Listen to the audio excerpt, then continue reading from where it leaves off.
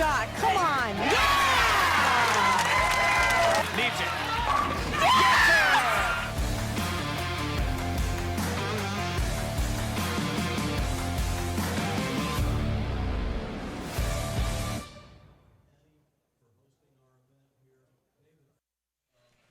And welcome, everybody. It is Stepladder time. In a few moments, we're going to be crowning a champion here at Lightning Strikes Lanes in Fort Myer on the PBA50 Tour. I'm Dave Lamont, joined by Tom Carter and by Craig Elliott. Chuck Ritchie Jr. will also be providing lane-side interviews. Tom, we've got some fascinating stories. We're looking at angles of Player of the Year, at Rookie of the Year, and we're also looking at redemption for Chris Barnes, maybe? That could be.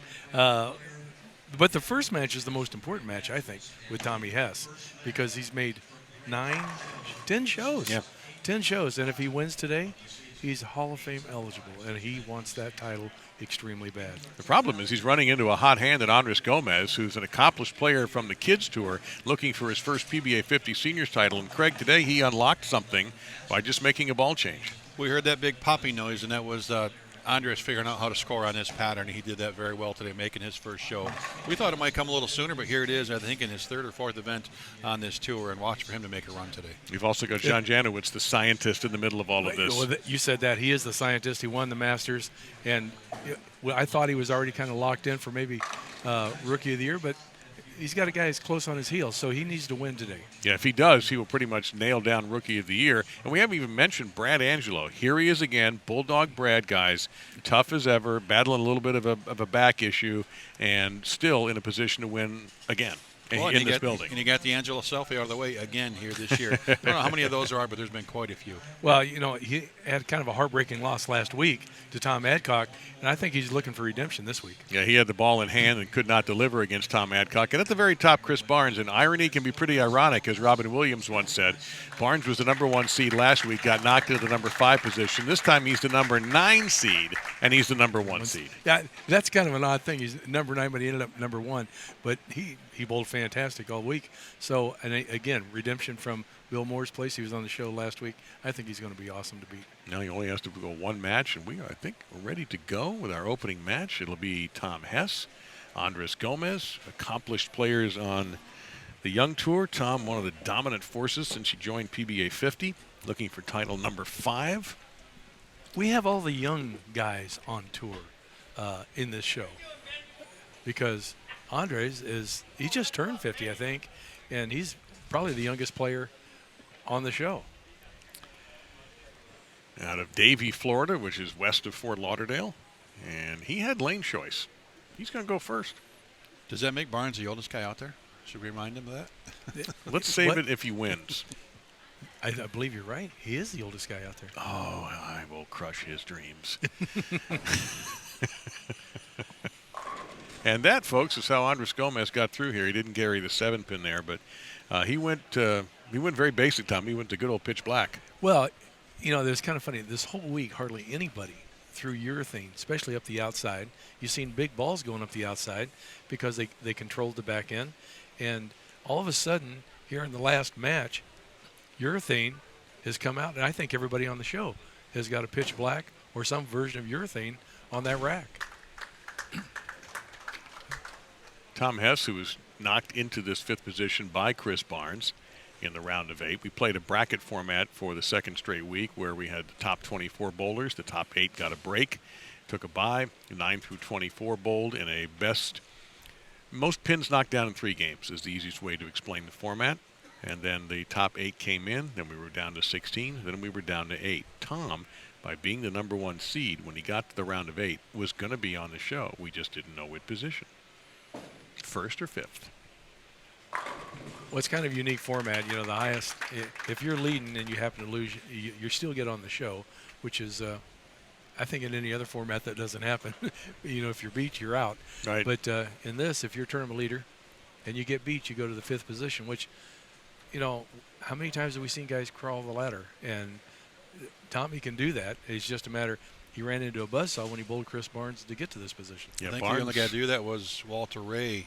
Went from 1 to 5 and ran a ladder in Columbus at the PBA 60. At the PBA 60. We were there for that, and, he benefited. But it's tough. I mean, but at the end, Brad Angelo, although he was not the 5 seed, he beat Barnes. He was the 4 seed, had a chance to win, and he is back again this week. Tom? All right. He's playing a little bit of inside. You know, he's right around 7, 8, taking it out. But it was kind of funny watching these guys throw urethane. There is kind of a little bit of an out of bounds down lane, and we've seen guys, if they got a little bit crazy, it went in the gutter.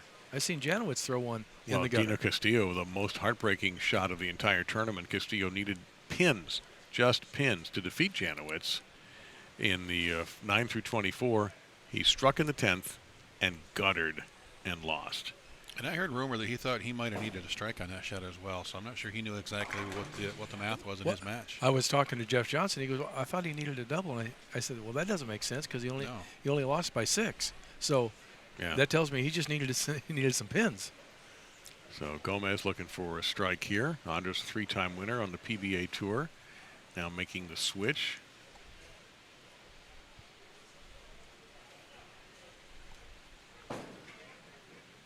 And he was explaining to me all the different ways his ball reacts on that tour as opposed to the way it reacts on this tour. Well, unfortunately, Andres, it doesn't have a lot of ball speed, and he's not a high rev player. So with these kids coming out with 450 rev rate, throwing at 19 mile an hour, if 450 plus, he's kind of at a disadvantage. But he's got a great advantage out here because he matches up out on the senior tour.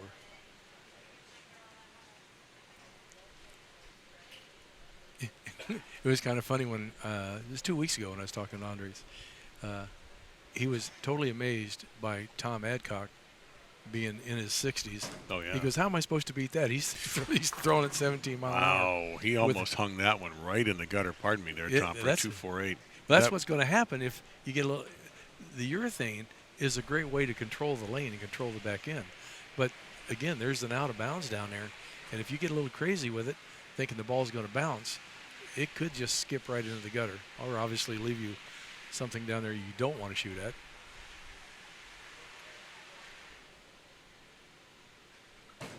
Well, this would be high on my list of things I don't want to have to deal with.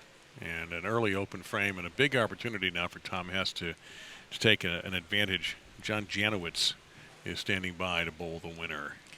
Well, Tommy, you know, this is 10 out of 11 shows, which is just an incredible season. It's like he's either tournament leader or somewhere in the top 5 every week.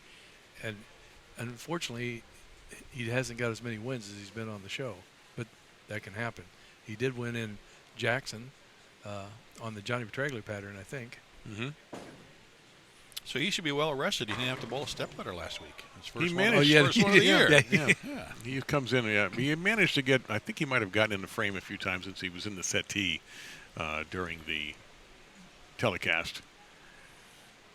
And the popular victory for Tom Adcock. He was part of the many people who greeted Tom. Oh my God! Many bowlers. There had to be. It seemed like 50 people standing out there waiting to either give him a hug or shake his hand. You couldn't hardly get the interview in. No, we had to wait. He even looked at me at one point and he said, I'll be there. I said, take your time, Tom. It's okay, really. I can wait. But, yeah, it was funny. So many of the bowlers were just so genuinely happy for Tom, who got to the top 40 but could not get any farther than that. He had a tough last game and dropped out of the top 24. Well, that might be the only bad game that he's had. It was amazing that the career this year that he's got and the way he's been bowling. But his intensity is probably at the peak. That lane looks like it could be a little bit of a trick. That look might have been a little slow as well. Well, sure. It was more over 10 instead of just to the right of the 10 where the previous shot was.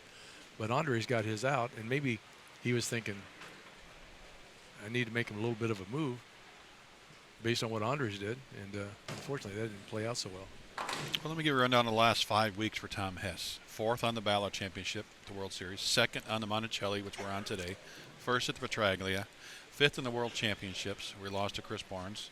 2nd in Morgantown. 4th at the Budmore, and 7th last week in the Villages. So his worst finish in the last, 8 events is 7th. I'm pretty sure any player out here would take that. I mean, they all want wins, but making the show, you got to make the show in order to win, right? And he's definitely giving him opportunities to win. But he gave an opportunity back to Gomez here, who still hasn't thrown a strike. Until now, he slow played that one in the pocket just perfectly. Well, he's throwing at 14.8. He's probably one of the slowest because Chris Barnes, I was watching him in his match against Hess, and he was throwing at 17.8. So I think there's going to be quite a speed difference and a rev difference when Chris gets on the show. As the #1 seed. Yeah, one of the things we thought about with Chris, Tom, to look just a little bit ahead, is that he kind of gave up being nice and just started throwing the high hard one. Oh, well, these lanes, the topography of the lanes, they're a little bit older, and they're tricky. There's no doubt. And this pattern, if you remember, we had this pattern in Hammond, and Janawicz ended up playing in front of the gutter, in front of the ball return, throwing over the left gutter, playing 7th arrow. And so this pattern could be very challenging. And in qualifying, a lot of guys ended up playing left. They started out right, playing up the outside a little bit, but they immediately went into 3rd, 4th, and 5th arrow, and that's where we played in Hammond. And now here on the show, everybody's playing to the right. So I just think that the pattern itself is tricky. The lanes are tricky, and it's the first person that makes a move. What is going on with lane 29? Well, his last time, it didn't make it to the pocket. Now it's high. You know, and Hess had a big 4 on that lane as well. So Gomez had that little gift and decided not to take it. He couldn't open it, I should say. So, yeah, that's holy smokes. Well, we know that in qualifying, 25 and 26 was a little tricky. Scores there were up and down all over the place. And you either hit it or you didn't. And I don't remember exactly what I shot on this pair, but I know as we got to the higher end, things got a little – the balls wanted to read the lane earlier. That spot between – I call it between 12 feet just in front of the arrows to about 10 feet past the arrows, that mid-lane section wanted to hook so bad, so fast. And it made it look like your ball was actually – in your mind you thought it was oily, but I think it just lost so much energy it couldn't hook anymore. Well, let's look at Tom, left lane versus right lane. And, well, he's got strike, spare, strike, and big 4. So let's see if he learned anything from watching Gomez. Well, Andre's last 2 attempts on that left lane hasn't been. No. The other 3 players are gathering a petition to have the left lane changed to a different lane. See, now that shot was even farther inside. He was more like 12 at the arrows on that one. So he's trying to get away from that hook spot. Yeah, he successfully did there.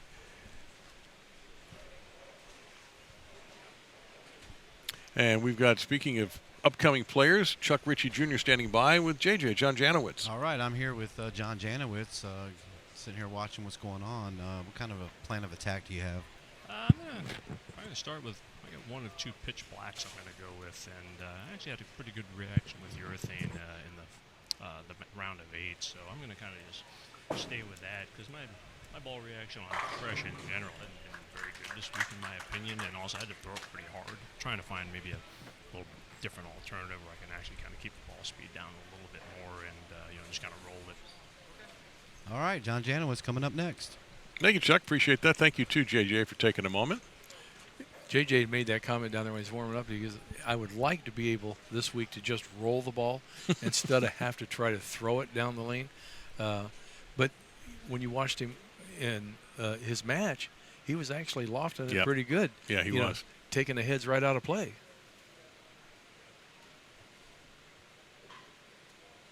Well, Gomez needs a strike here to keep it within 35 halfway through this opening match against Tom Hess. No. Andre's moved in, but his ball not reading the lane at all like Tommy Hess's. So if he's right, it hooks early. If he goes left, it's not making it. And that's kind of unfortunately, a product of urethane. And there's going to be so much urethane going down the lane. And Craig and I mentioned it just standing out there that we think the lane's going to tighten up a lot, with all that urethane and pushing the oil down the lane. He's going to have to try to go for this. So, Tom, does that favor a Barnes who can just move right up the back of it, or JJ who can get in and wheel it? I got to go with Barnes. I got to go with Barnes because if you can go up the back of it, you create such a heavy roll, and you can still control the back end. The ball doesn't want to change direction, but you do get it to read a little bit sooner. Andres Gomez going over talking with Jim Callahan from Storm, who's here. Well, 3 attempts on the left lane and 3 opens isn't a good sign. No, especially with Hess riding a double. Tom had a hiccup with a big 4 in the 4th, but he's been steady other than that.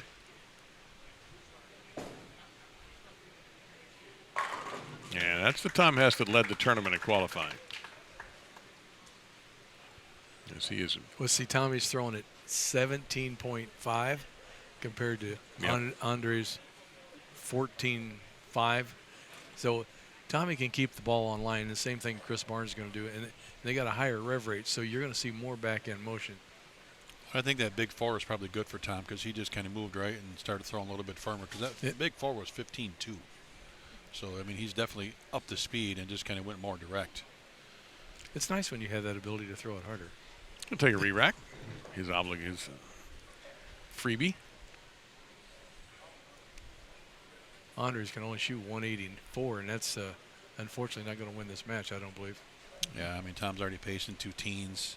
Andres making the show in just his 4th event, 11th place in his first event, Morgantown, 7th at the Bud Moore, 48th last week in the Villages, and what looks to be probably 5th here in his first show on the PBA50 tour. Well, Andres is going to be around. He's a great player. It's just he's getting acclimated to the senior tour. Unfortunately, he didn't come out for the whole swing because wasn't old enough until he did turn 50. So I'm sure he's going to be out here for all of it next year. And we only, unfortunately, just got one more tournament left this season, which he won't be eligible for because it's a he is. He's a 3-time regular tour winner. That's right. It's a TFC, and if you are a regular tour winner, you're eligible. I forgot about that. So he does have regular tour titles or younger tour titles. Well, we were talking, remember, Dave, earlier this week, you asked about Parker Bowen. If he'd have bowled all the events, he'd have been sitting second points. Gomez is in 30th, and he's bowled 3 tournaments. Yeah, he's making an impact early. Yeah, no doubt about it. Funny story, Tom, about Andres. I bumped into him after he made it to the top 24. And he said at one point he threw his first 2 games, texted his wife and says, "I'll be home in 3 hours." And she texted back and says, no, you can do this. If you bowl 240, 250, you can do this.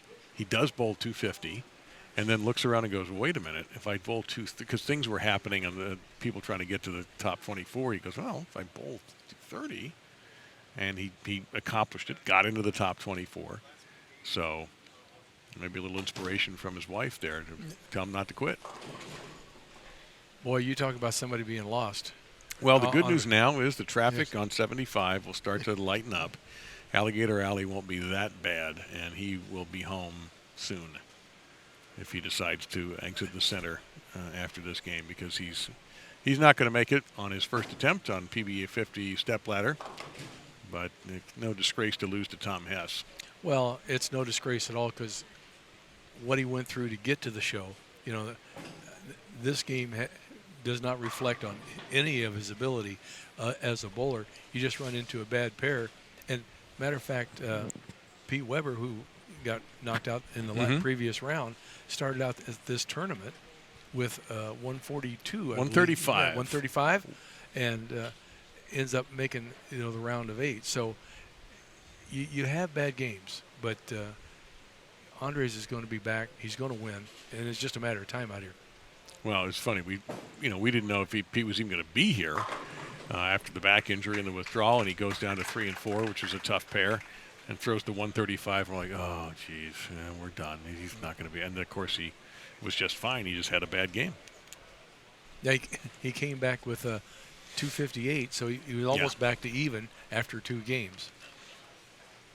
So the next match will be Tom Hess and John Janawicz. 2 guys who have already tasted success this year on the PBA50 Tour. John, the winner of the USBC Senior Masters. Tom with a victory and Jackson at the inaugural PBA World Series of Bowling for the 50 crowd. And Tom getting closer. Just a couple more matches.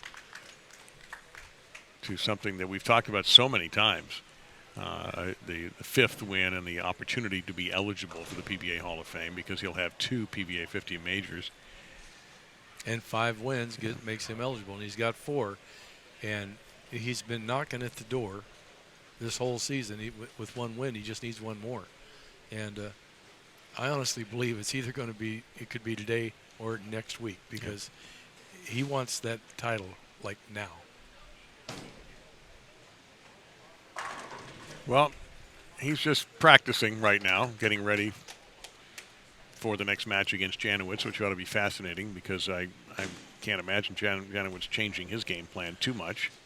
Well, John is such a unique player because obviously he does lanes, he understands oils, he understands patterns, he understands topography, and his mind thinks totally different. He sees things so much different than the average player, and you know, he said 2 pitch blacks down there. He's got some purple hammers, so he's urethane heavy, and I don't know what's out there in that van he's got, but there's got to be about another 55 balls stacked up in that thing. I think he has a ball that Don Carter used. He said he had an EPX out there too, which is very rare and one of those interesting bowling balls that not many people have. Well, Chuck told a great story, and I hope I tell it right, about Gary Faulkner, who runs the center. Right. And so Gary came up with this ball cleaner. It was a citrus-based ball cleaner. You could actually even drink it if you wanted to. Gives us some to Janawicz.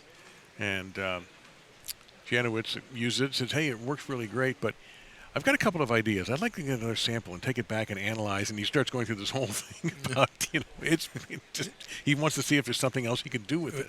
And he's made a dessert out of it. It's fabulous, too, by the way. Yep. Yeah, man. Ball cleaner bread pudding. Yeah, Janawicz doesn't go to any town without tasting the dessert of the town specialty. Yeah, I don't know where he finds these places. He goes to restaurants, to me, I never heard of, and he's got this big bowl of dessert. Oh, you got to eat. Yeah, I always eat local. I make every effort to eat local whenever I travel. Much more fun that way. Andres Gomez takes 5th place in his first appearance on the PBA50 Stepladder final. And I imagine he'll give it a good go in Lakeland in a few days. That's going to begin Sunday right here on BowlTV. And I don't know if Chuck is going to get a chance to grab Andres or not, but maybe he will. I'm sure Andres would love to talk if he gets the opportunity to. So we'll take, 60 seconds here. Give everybody just a little bit of a break as we watch John Janawicz practice right here. Match number 2 coming up at the Stepladder final of the 2023 PBA 50 Fort Myers Lightning Strikes Lanes Classic, where bowling lives. BowlTV.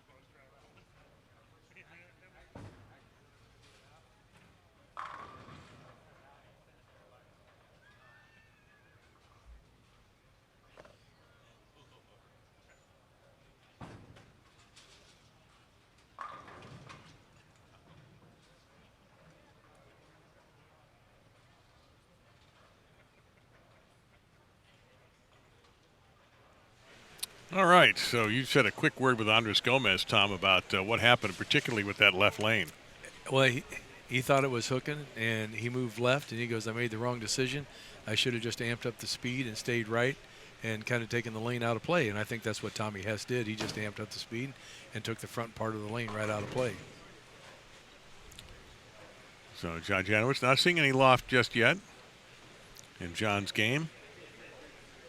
Made a rather splashy debut in the PBA 50 this year, capturing the USBC Senior Masters. Well, that was I was there for that. Craig was there for that, and we were totally lost for that, just for the fact that John had warmed up with the bowling ball and struck every ball on both lanes, and we were like, boy, he is lined up. Yeah, that's the ball. That's the ball. He's lined up. The show starts. That ball never seen air. I was like, what's he doing? He picked the hard lane to finish on. Yeah. What in the world is going on here? Too much sugar in that dessert or something? But now he proved us wrong, though, and he was managed to win the event, and a great start to his PBA 50 career. So he's going to look, I mean, if he's going to do what he just showed us right there, if he tries to slow loop that, I think he's going to get into trouble. Well, he had to be watching what Gomez was doing. There's no question he's got this, that burned into his mind, so quite a bit of discussion about, I don't know what's going on there. Brad Angelo, Callahan, John Weber, Barnes. Could they be actually talking about bowling, or maybe not? No, that's Callahan giving John Weber a hard time again. He's been on him all. Oh, he's been tough on John. I was in on one of those conversations. Yeah, so was I, and a couple of them. Like, I might have instigated as well. Yeah. Well, that I expect, but geez, give the man a break. You know what we're forgetting? Well, no. What are we forgetting? Happy birthday tomorrow to Tom Carter. My gosh, that's right. Happy 70th. Oh, yeah, thanks. Not yet. Come on. I promise to make it out of game one. I did. a new super senior category coming up. Yeah, that would be. Yes, 70. That's the frog status right there. Urethane is dead. Uh-oh. Much like the Beatles were once declared dead, or Paul was declared dead during the Beatles, Chris Barnes is declaring the death of urethane. Temporarily, of course. Unless he has to use it in. Unless he changes his mind. He reserves that right. But that face I just got, I don't think he's going to change his mind. That's very similar shots back to back, one on the left, one on the right, almost identical.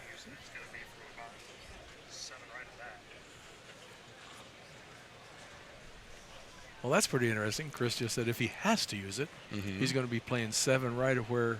Well, and that's kind of what we thought, right? He'll just be piping it. Yeah, because they've had to create some kind of hold with all the practice and the urethane going down the lane.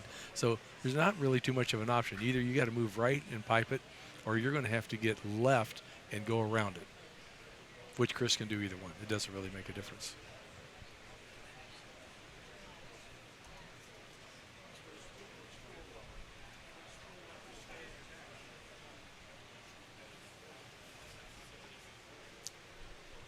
All right, that should be about it for practice shots, I think, for Janawicz. I mean, you wouldn't think they'd have needed as much practice because there wasn't that much time from when the match play ended to when we had to start the show. They should be warmed up already. All right, Janawicz will make his lane choice for Tom Hess. Janawicz coming on. He's from Winter Haven, Florida. This is his debut year on the PBA50 tour. And in fact, he's only been a PBA member for this year. He's already won the 2023 USBC Senior Masters, a major title on the PBA50 tour. He's also won 2 PBA regional events already. So John Janawicz, Tom Hess coming on. Let's give him a nice hand. All right. Well, sounds like John might be house favorite. And what's he telling Tom Hess to do? No, he's just going to reset the other lane again. No, but I mean, what lane does he want Tom to start on, or does he want the ball first? Is what I think he's going to have Tommy start first. On the left, it looks like. Well, I don't know. Let's wait there. Yep.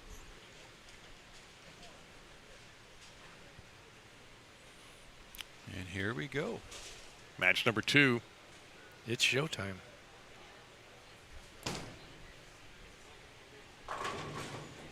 Yep. I thought that six pin might stand up and help Tom out, but it did not. Tommy's sticking with the urethane.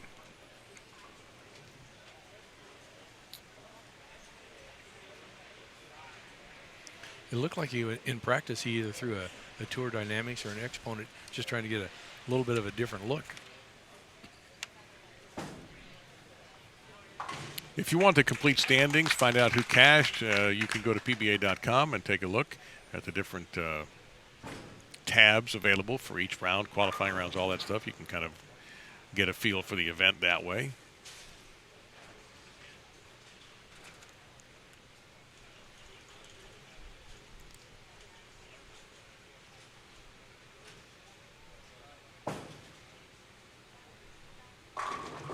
Okay, that's the first strike he's thrown. Do you realize? I don't think he struck in practice. He didn't. He didn't. And he threw a dull ball in practice, and he's throwing a shiny urethane now. So in other words, we've learned, if nothing else, for this whole year, whatever you think he's going to do, it's going to be the opposite. Yeah, it's going to do something different. Yeah. All right, we got that down. I'd like to talk to JJ about the fact that he's got the unique setup where he always holds the ball down to his side. Yeah. And he kind of rotates his hips. And it's just kind of everybody's got their own pre-set up routine, but there's got to be a reason for that. And something I didn't know before he's getting ready to bowl. Oh, that looks like an Andres attempt right that there. Bounced a little in there too. Not pretty. He's got back issues. He's got a back brace on. He's putting on his back brace. Oh, I did not know that. Yeah, he said his L5 is kind of messed up, and he wears this back brace as a precaution.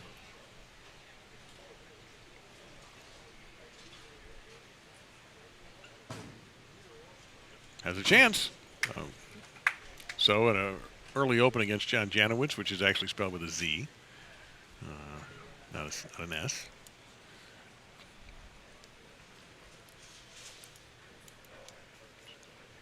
The number 12 seed was John. Tom qualified first. Brad Angelo is standing by, and he's walking around, not taking any practice shots. I don't know if Barnes has thrown a ball yet for practice, which is a little surprising. Brad coming down, trying to get a look to see what's going on. Well, that's a good idea. As tricky as the pattern is, that's a fantastic idea.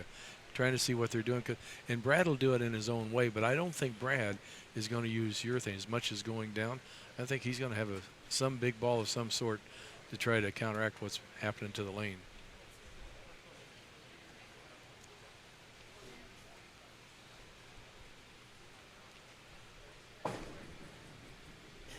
All right, straight business for Tom with a couple of 9 spares to get things started here in Fort Myers. Defending champion Brad Angelo standing by. One tournament left on this PBA50 tour. That'll be the Tournament of Champions, the Johnny Petraglia BVL Tournament of Champions coming up in Lakeland. A quick bowling news note. Congratulations to Brianna Clemmer, who is now going to be an assistant coach at her alma mater at McKendree. Oh, that's awesome. Yeah, I saw that news today. She'll do a wonderful job there.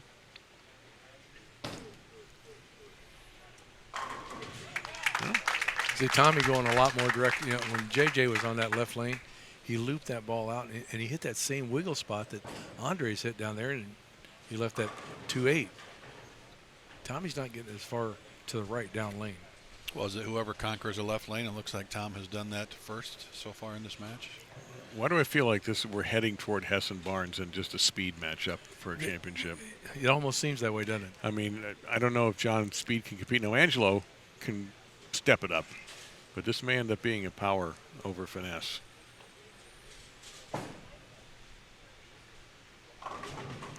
John is getting the ball way farther right down lane, and that urethane ball is just not reading. So I would suspect there'd be a huge ball change and a line change, because I know he can fire it hard, but I don't know if he can do what Tommy Hess does with the ball. That's assistant coach position, by the way, not head coach. For the couple of you in the chat who might have missed the word assistant. Assistant coach. Oh, going it the hard way. 2-8-10. He fired that thing. Holy cow. 21 mile an hour. Almost bounced the 2 back out. Try to do it the Miko way. 2 into the 10 into the 8. Wow, that was nuts.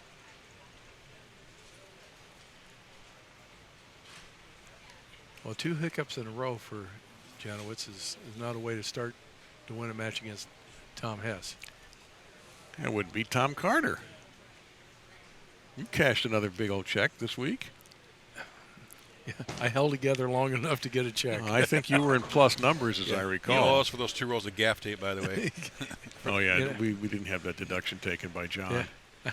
Speaking of deductions taken by John Janawicz is unfortunately deducting his chances of winning this game, as he has still only thrown 1 strike since he showed up on this pair. His pre-game practice didn't go well, and it's not going very well right now in the real game. And Tom Hess can just sit back and, He can put it on cruise control. yep, he can play prevent defense. Just don't let the ball get past your safeties. Oh, Well, that one concerned me off his hand. Well, the left lane has definitely left a mess every time somebody's been over there, except for Tom Hess. He's figured it out. And I think Barnes is going to do the same thing when he gets over here. The thing is going to be interesting to see what Angelo does, because I think he's going to do something totally outside the box. I would suspect John's looking in his bag. He's got to be wanting to make a ball change. He may go to his car at this point, and I'm not completely trying to be sarcastic. You better take off your headset and help him, because he's got way too many balls out there. That's true. I don't know how he's going to figure it out. And yeah, Tom can afford, and he can cover that. So Yeah, 2-8. yeah, that's not hard for Tom. Tommy's a great spare shooter, right? Mm-hmm. He leaves it 2-10. It's like money. He almost converted the 4-6-7 earlier today. He wiggled the 6, just about made it in the match against Barnes. Yeah, with his power, some of those, he can just start banging it off the back wall and take advantage of that. I don't know if I want to be shooting a 2-8 on this pattern right now, the way these guys have broke it down, though. This could go just about anywhere. Well, yeah, because if you swing it a little bit, you're going to hit that OB down lane, and it's going to wiggle and not make it. But if you cut it short, it's going to be dead left, because the inside part of the lane hooks a lot. So an early lead of 24 for Tom. He defeated Andres Gomez in our opening match.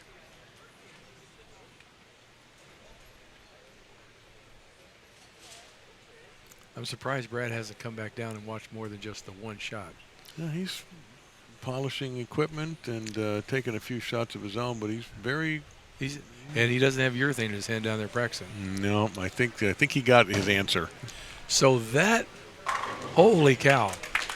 He started out playing 8, and that shot just went over 15. So in a game and 4 frames, he's already moved 7 boards left on that left lane. That's a pretty huge move. And if Janawicz doesn't strike, it's going to be a pretty huge deficit.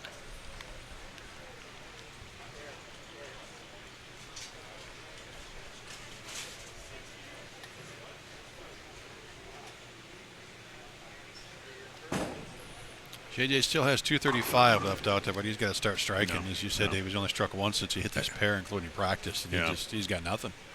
Well, everything, and the other thing is, guys, he's not like ringing 10s or exploding in pocket and getting it. He's not hitting the pocket at all. No, his shots are kind of. The only word I can think of is dull. Well, he's averaging 7 on the first ball the last 4 shots. It looks like to me he's trying to loft it too far. He's not getting. He said he just wanted to bowl earlier and just roll the ball, and he's not doing that. He's not getting the ball into a roll. He looks like he's getting it out so far that the ball is just skidding too much and never picks up the lane. All right. That almost looked like he was going to miss that to the left. Just take the 2 and shove it off, yeah.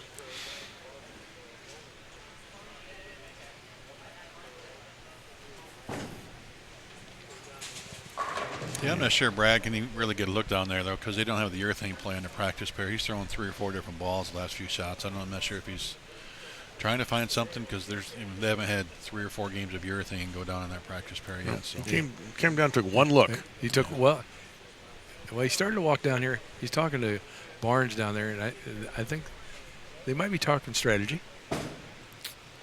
Oh, you know what? You know what Brad's doing? He's going to talk to Chuck Ritchie Jr. right now. All right, I'm standing here with Brad Angelo, getting ready to take on the winner of this match, and watching the transition of these guys. Actually, some of them are getting out of the urethane now. What's your plan of attack? And furthermost, how are you feeling?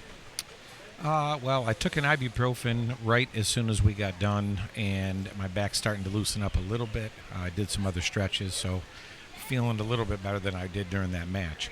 As far as the transition, there was a lot of urethane that went down the lane. You can see how tight they're getting to the right, and I'm just going to hopefully try to get over here and try to attack that oil down lane, try to get up against it, rather than try to hook it in like we were. And we'll see. I mean, the good news is I have 8 shots. So I got a couple thoughts with a couple different balls that I haven't used all week. So we'll see how that goes. Thank you. All right, guys. Brad and Chuck, thank you very much. How about that? So you are trying to win a title, and you're going to take equipment out you haven't used. Well, you know, we said earlier, nobody used urethane in qualifying hardly at all. And all of a sudden now, the whole rack was full of urethane. Their train of thought totally changed because of the previous round. Guys switched to urethane, Andres being one of them, and just ran over Parker Bone III.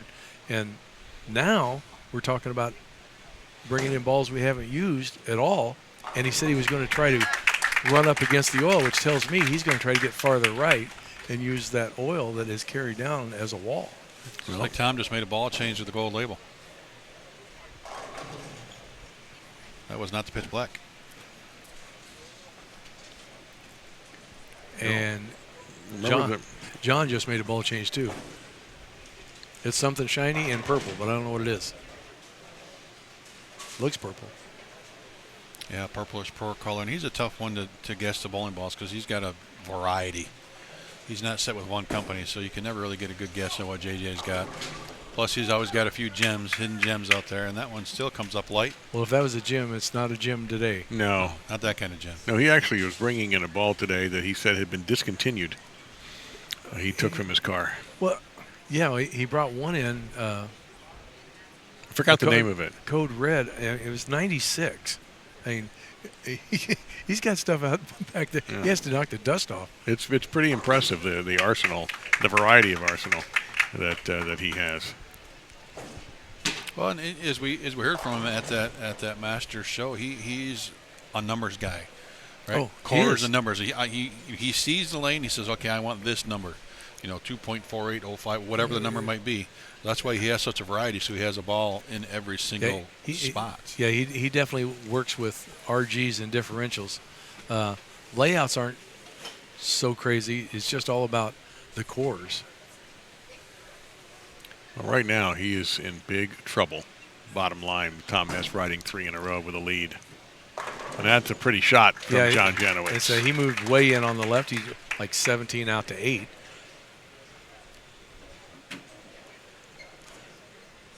I'm surprised he didn't do that way earlier because that seems to be more of his A game where he can just get in and do kind of just roll it and let it hook. You know what I think that ball is, Tom? I think that's that Vegas ball that he didn't throw. What is it? I think so. Well, he's making notes. Got a little like detective-style notebook there that he's writing some things down. Some guys use their cell phones for that. JJ doing it the old-fashioned way, and it really may not make much difference. It could be a little bit too much too late. Yeah, I think it is. Tom Hess is completely in control of this match right now. You have an app there, Craig, where if you take a picture of the bowling ball, it tells you what it is? Let's see if I can get a... That's an app that needs to be made, I think, now that I think about it. If someone would like to help me with that, I'll just take a small percentage. I'm not sure that photo worked too good. No. Was your finger in front of the camera? That would be a very pitch black.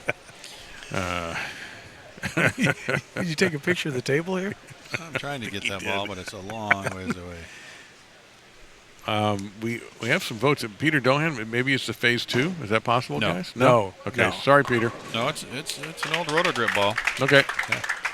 I think it's a Vegas ball. Tommy Hess with strikes in the 5th, 6th, 7th, 8th, and 9th. Yeah, I think we can and go this ahead. match is over. Yes, it is. It'll be Tom Hess versus Brad Angelo.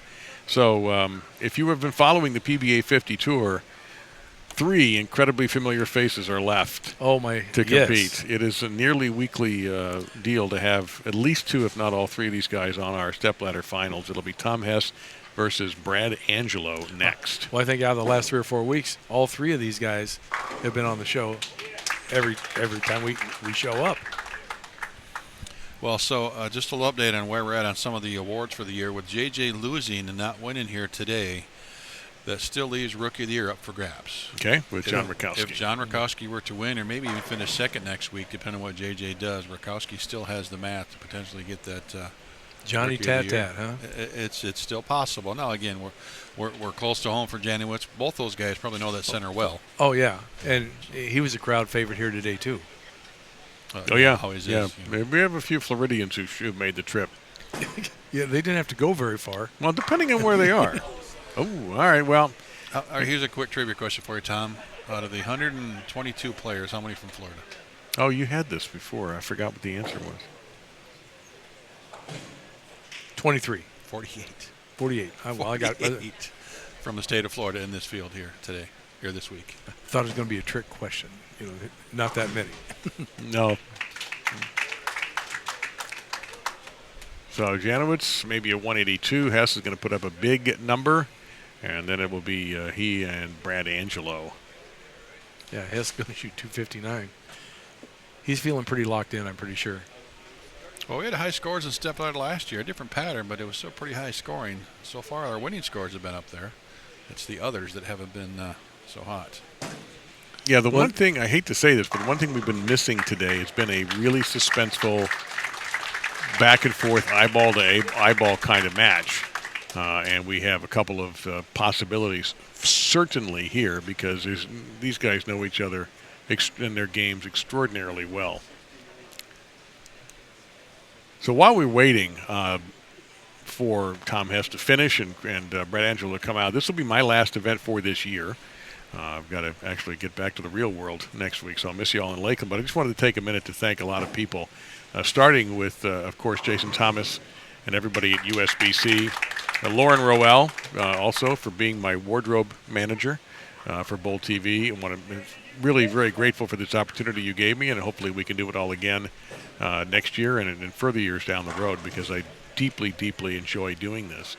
Certainly for you boys right here, Tom, actually working next to you this time was a real thrill after some of our Absence Makes the Heart Grow Fonder broadcasts. Certainly Brian Kane, who's magnificent, Craig Elliott, who I have worked with a few times in the past, but it had been a long time. Getting to sit with Chuck Ritchie Jr. has been an absolute joy. And Tom Hess as well, when Tom and I did some shows in Columbus, we had a blast. So just want to thank all of you guys very much for bringing me in. Mike Flanagan, of course, who is a big liaison for me getting this position. Mike, your support is always appreciated and needed, quite frankly. But I just want to thank you for all of you in the chat. Thank you also for your support of the sport, support of the USBC, support of BowlTV. We need you, so please stay with us. Well, I'm going to miss you because I got to talk to him now. I know it's hard. It's hard. I've done it. That's tough. See, Very look at that. He doesn't even. He I'm goes already to working on my plan for next week. He's going to the. He goes to the beach to not like the beach. He you know how you hate watch a TV show Right. or hate watch or listen to it. He hate beaches. He goes to the beach to hate the beach. So that's but it works for him. But I come here because I love bowling, and I appreciate you as well, Dave. I learned a lot from you this year and hope to learn a lot from you more in years to come. Yeah, we're all, listen, this group wants to come back more than you know it, folks. So we'll just see how circumstances check out. And no matter what the tour, I would love to be part of it. But this group here, I got to thank these guys, too, these bowlers, some of whom I knew already from other shows, from the PBA and all that, and some I got a chance to spend some time with and talk to, and just superb people, helpful, available, friendly, just good guys, and it's just a tour very much worth supporting if it comes to your town or if you continue to watch on BowlTV. These are some really, really good people. And John Weber, by the way, you know what? Can't forget John or your wife, Tom, Linda, the Wonder smartest, Woman. the smartest person in the room and the best at math. And John Weber for tournament director, who only has 2 arms, but you wouldn't know it. for everything he does. He's our liaison for keeping our act together.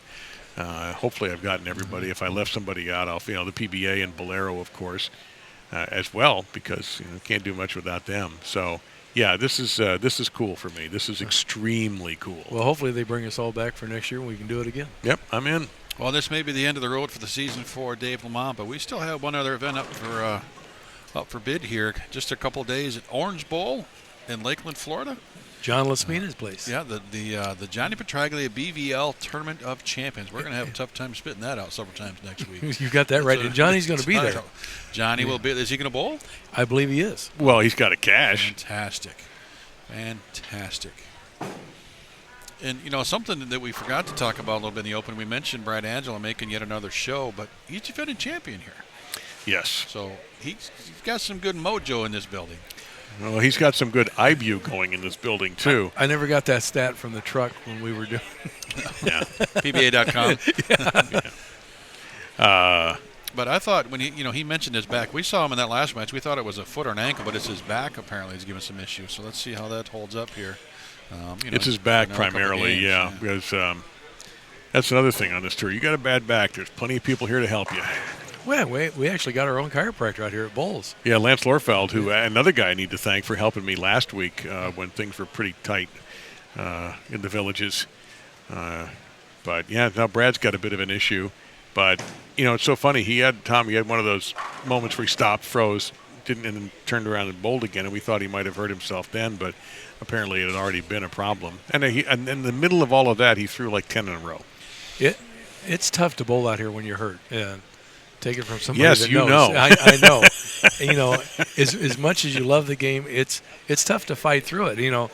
And to fight through it and make a show is even more impressive. Guys fight through it and make a check every now and then, but to fight through it and make a show, because your body doesn't want to hurt, so it's going to change your timing. It's going to change your release. It's going to change the way you think going the line. You're just not clear. But on the senior tour, I think most of us bowl in some kind of pain all the time. Yeah, it's true. It's just inevitable. I mean, you're in for a brand. I didn't even know they did shoulder replacements. Yeah. That's incredible. So what's the recovery time on that? He said I'd be back bowling in 4 months. Wow. That's amazing. So basically sometime in January, 1st of February, Good. I'll be back bowling. So I should be ready when the tour starts. And I might have a follow-through so Craig can be amazed that I could get my arm over my waist. Well, if you hit 13 miles an hour, I know something's up. Well, of course, Tom will be practicing getting that shoulder in shape with the wine glass curls. Yes, exactly. So he's... Oh, and thank you, by the way. Dave brought me this wonderful bottle of vino for my birthday present. Yeah, that's the least I could do. Suck up. Yeah. We've talked a lot this year about all the shows that Tom Hess makes and Troy Lynn, but let's think about Brad here. So we talked about his selfie. This is his 6th stepladder final in 11 events. So he's got that Angelo selfie 6 times out of 11 events so far. We've kind of forgot about him. Well, he was 4th at the Masters, 4th at the Senior U.S. Open, 3rd at the World Championship. Those are all majors, I do believe. Right. So that's 3 top 5s just in majors alone. Of course, 2nd last week in the Villages, 8th at the Bud Moore. So he doesn't just make shows. He makes major shows. Yeah, so he's making major let's shows. not forget about him next week, defending champion this week, and, of course, 4th on the Monticelli at the World Series. So he likes his building. He likes his pattern. And he's having a great year as well. The bad thing for a lot of these players, Brad Angelo, Tom Hess, Chris Barnes, the years they're having in Janawicz is that Troy Lynch is just having so much better year. Oh, Troy Lynch is just incomprehensible. Yeah. I don't know how you stop that guy from striking because he picks up a ball and it strikes. We lock the door and don't let him in. I don't care where it hits, it strikes. Well, didn't this week, though, but because he did make the top 40 but couldn't get into the top 24. But you're right. Even an average performance like he had here, he's still in the driver's seat for Player of the Year. Although, if Brad Angelo does not win this game and it's Hess versus Barnes, then there is a looming threat because one of those two guys could steal that award if Troy doesn't finish higher than 14th. Yeah, that's right, 14th or higher. 14th, yeah. At the Petraglia. That's yeah, but there's only 62 entries in. I know. The odds of him finishing higher than 14th are they're in his favor. Yeah, They're absolutely. not bad, but that also means that Tom Hess or Chris Barnes would have to win both events, which, of course, is possible. And it also means, though, the smaller field tends to be a stronger field, too. Exactly. So, Well, it's a tournament of champions. Everybody's won a Right. title, so it's not going to be any gimmies up there. no, it's a building full of winners, and that I think makes it more difficult.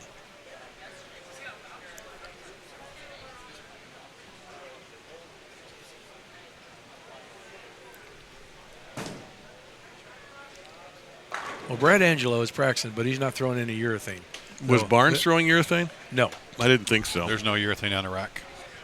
A couple plastic spare balls. Ladies and gentlemen, we're ready to start the semifinal match here. In that TOC, we're going to have Lenny Borsch back next week. We'll have Joel Carlson there, some other names we haven't seen in some shows in a while. Yeah, Lenny made a nice run of the Villages, but I guess he's nursing a little bit of a bum foot. Yeah, I think he's got what do they call that plantar. Well, plantar fasciitis, I've had that. Not good. Not good. I ended up needing a cortisone shot for that ultimately, which wasn't painful. I had a great foot doctor, but I don't know. Yeah, that one is there's a little part sort of in the bottom of your foot near the heel, not too close to the toes, and if you wear that out, ugh. Well, people say it's painful if they have it. It is. Knock on wood. That's one Yeah. thing I haven't had. Yeah, it is. Well, get good. Make sure your sneakers or your day-to-day shoes are good. That's one way to help. All right. But Tommy Hess not slowing down. Interesting to me to see, maybe it's just Brad wants a certain finishing position, but he's going to finish on that left lane, which we've seen is the toughest of the two so far today. Well, I asked Brad before he's playing Barnes. I said, hey, where are you going to make, always left. And he made Chris start left. So I don't know if that's a Brad Angelo thing, that he could be bowling anybody and it's going to be left. Or maybe he just thought that was the right thing for Chris. And there was some noise. Somebody just coughed. Yeah, coughed or aggressively. sneeze or something. Yeah. And right in Brad's backswing. Yeah. There's also, was that a dog? There is a service dog here. I believe so. Yeah. An older gentleman who has a service dog properly dressed. It's a real larger dog. He's beautiful. He's Yeah, white. yeah, he's a beautiful. I hate that they don't let you pet those, but I understand you don't want to cause a problem. But yeah, the dog might have actually barked. But he has every right to have that dog. He's got all of the notations on it. So Brad going with the phase two, going reactive, and that one did what we've seen. He didn't get refocused, unfortunately. But, now we have more people coming in because there is a league, either a league meeting or a league starting tonight. So we have extra people. They might not even know what's going on, if they don't follow BowlTV or the PBA. They do now. Yeah, I hope Well, they they figure it did. out quick. Let's leave that pattern up on Twitter. Let's let them bowl the Monticelli pattern on their league. Yeah, that'd be cool. Yeah, no. Not cool? Not cool. Sure. Well, it'd be fun to watch. If you like car crashes. If you used to watch the Demolition Derby in the Wide World of Sports. You're like, why's my ball not hooking? Why did it hook too much? Why is it not hooking? Those guys on TV make it hook. How come I can't do that? Yeah, I got the same ball. I throw it just like Walter Ray. Yeah, it has Belmonte's name on it.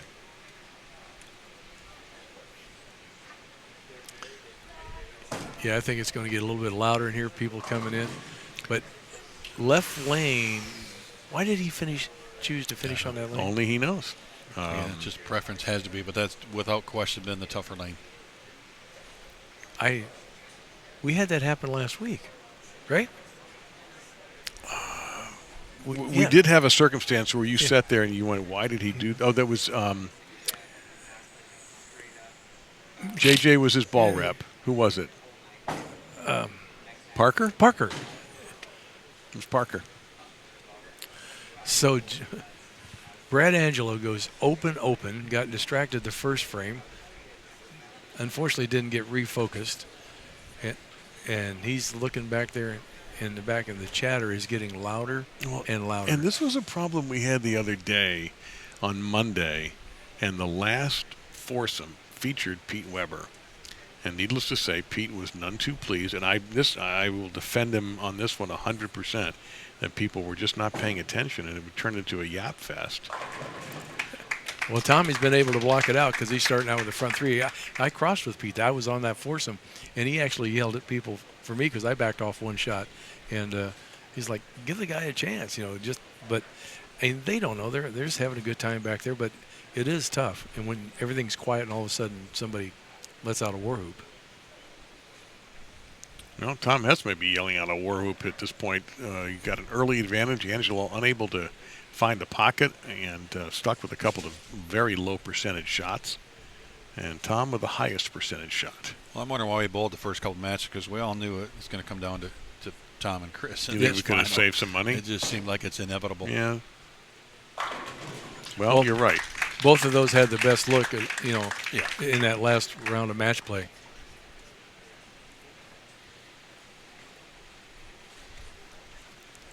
Tommy's making that left lane look like there's not a problem with it, He's, and that is, what is he throwing, Tom? The Zen Gold label. All right. I think he cracked the shine on that a little bit, just so it might read the pattern a little bit better. Me, Zen Gold label sounds like I should be getting a 12-ounce draft of that. It sounds like a bourbon. Well, they do come with cocktail recipes in the box. That is a fact. I like it.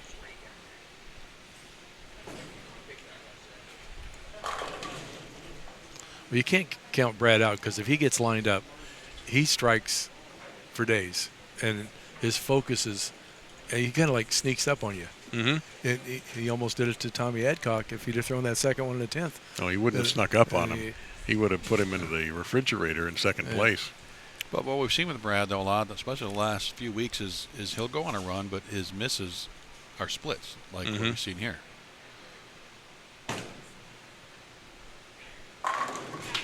Suddenly he's not missing. The focus is back. So Brad is announcing his arrival.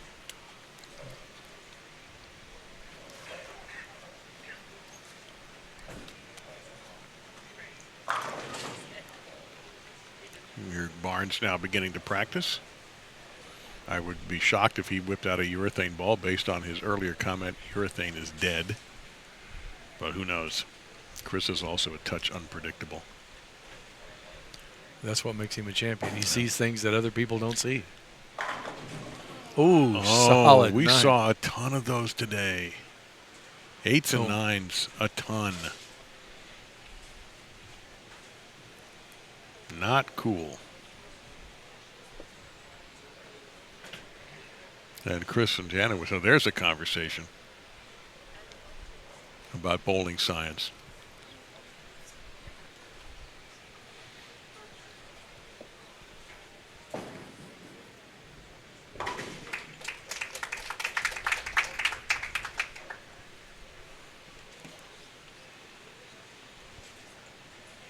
But it's interesting to me, Tom. Chris is gleaning knowledge from two guys who played completely differently than he does. First Andres Gomez, and now John Janawicz. Just, I guess he just wants to keep his mind open to everything. Well, in this game, you got to think outside the box. You just because somebody's lined up doesn't mean that's lined up for you. Right. So you got to do what you have to do because you see emotion in your mind. You got to try to create it based on what the lane has given you. And Chris has got a whole boatload of tricks that he can do.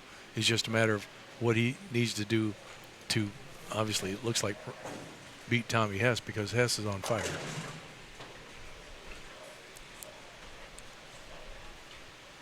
Well, Brad Angelo can keep the pressure on. That's his big hope. Keep striking and hope for a break.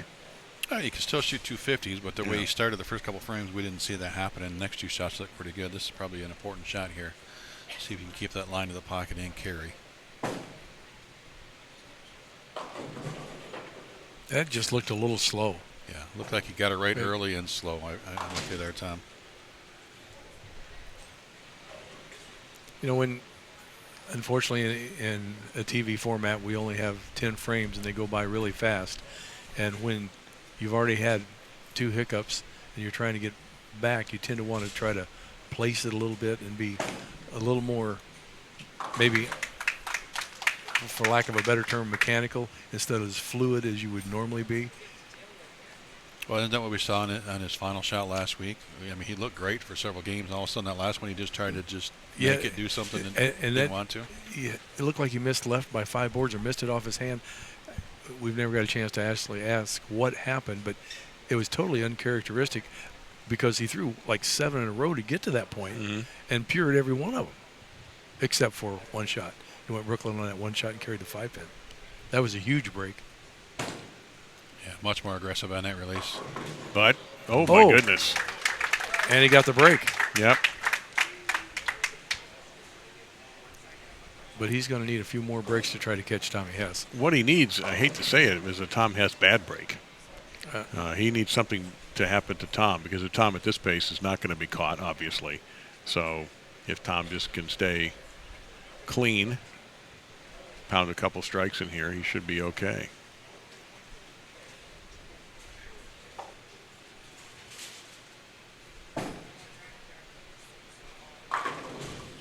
That's a messenger. No. Wait. Short pin blocked. messenger.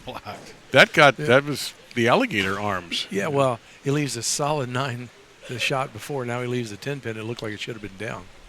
That's the guy who goes to the bathroom when the check arrives, that pin. Wow. Was that a bad thing? I didn't say it was. In bowling it is, yes. Good timing. Yeah. Tommy Hess not giving any pins back. He's going to fill the frames. No. I just don't see him making a huge errand mistake. Well, I think that what I've noticed the biggest difference about Tom Hess this year is his speed control. How he's gotten so much better at just feeding the ball to the spot. Right, you know, Tom, when he would get amped up, he would really start throwing it hard. This year, we see him throw 15-2, 15-3, and just let it roll. Right. Way more than he's done in the past. Yeah, he's actually, slowed it down. But then in the qualifying matches, that Brooklyn. Oh, Brooklyn. There's an air shot. But you talk about being versatile. He amps up the speed when he has to keep the line to the pocket.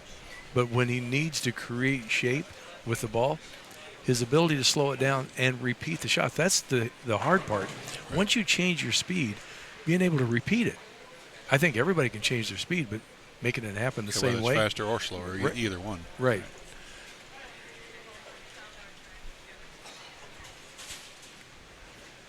Tom Hess defeated Andres Gomez, defeated John Janawicz, and he has a good lead on Brad Angelo as this match begins to wind down.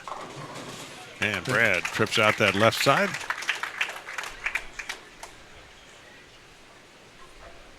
He's talking to himself down there. Yeah, I would be too. Like, why didn't the last one do that? And that's a Brad Angelo carry we're used to seeing, where he's got pins toppling over each other, flipping around up there.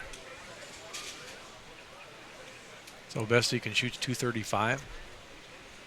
Correct. And he's going to need them all. Yeah, Tom's pacing 219 if you just go spare strikes. So it's still there, but he's going to need some help as well. And he just went Brooklyn on that lane the last time. And Brad had that weird strike last time on that left lane. The left lane is getting nasty again. So they haven't moved enough, it looks like.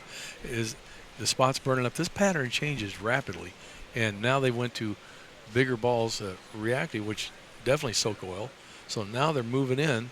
And I think and as I said earlier, there's a spot I thought from 12 feet to like 28 feet that dried out immediately, and it made the ball just check up. Well, that's what Chuck and I talked about before his last round of qualifying. He said, round one I was moving, just not fast enough. I said, well, then, and if you're going 1-on-1, then go 2-and-2. Make the bigger move. Well, don't go incremental, just go. Well, yeah, or just change zones. Make a 5-and-3. Get out of that zone that you're in.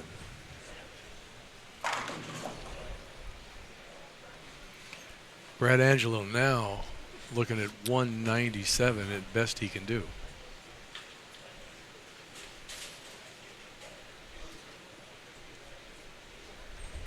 Not a lot Brad can do to try to pull off the win here.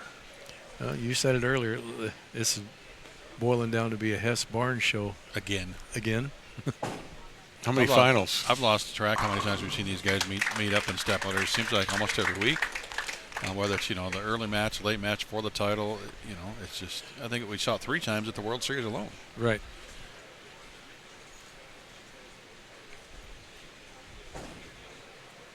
Also, Tom can try a different ball or two here, right? He's got that luxury. He just looks very in control. No wasted motion, no nothing. He's just, it's all business at this point. This is probably the most relaxed that I've seen Tom Hess with a bowling ball in his hand. I mean, you normally can tell by the look on his face. I mean, he's just kind of like, this is easy. You know, there's no pressure. It's just like he's bowling league. Well, without question, in the last month, this is the most relaxed we've seen him because this is his 4th opportunity to get that 5th win for that Hall of Fame eligibility, and it's something that he definitely thinks about and has been thinking about. We could see it on his face in some of the earlier opportunities to get that. Well, especially in Jackson, you could see it. doubt. I mean, it was grinding on him, and I think maybe he might have learned from that, to the fact that he was putting too much pressure on himself to get that win, and he needs to be more relaxed and actually execute the shots. It's hard to be patient, though. And you know, you want it so badly. We've talked about that quite a bit. Hopefully he's thinking, I'm going to get it. If it's not tonight, it'll be next week. It will happen. Now, you have 2 events left. He's got 1 game left here, and then whatever happens in Lakeland. So he's running out of chances to do it in this calendar year. But he has to know he's going to get it. Right. Maybe that's, I'm hoping that's his thought process. Maybe that's why he's kind of calm at this point, not pushing himself too hard. Now, to be fair, he hasn't really been pushed either in any of these games. Gomez was done early. Janawicz was done early. Brad was in trouble early. What happens with Barnes? What if Barnes pushes? Yeah, well, Now, yeah. how does Tom react to that? It's not like it's never happened before. It's not like something that he's not used to dealing with, but that's what I'll be curious about to see. Well, you know, it was kind of funny. In the round of 8, to get to the show here, they had to bowl each other, and it was just watching the demeanor. I mean, Chris looked like it was all or nothing. He was super focused, and it kind of looked like Tommy was just going through the motions, like, you know, I'm going to make the show. I'm just going to stay relaxed if I can. And I think he needs to keep that relaxed demeanor and bring it here, because Chris is going to just try to put it to bed quickly. Yep. Well, I will tell you, I've been watching Chris down there. He didn't even come over to talk to Chuck because he's still searching. I've seen him throw 8, 9 shots, and nothing really looked very good. Trying different balls, different lines. I know it's a practice pair, but you want to at least hit the 1-3.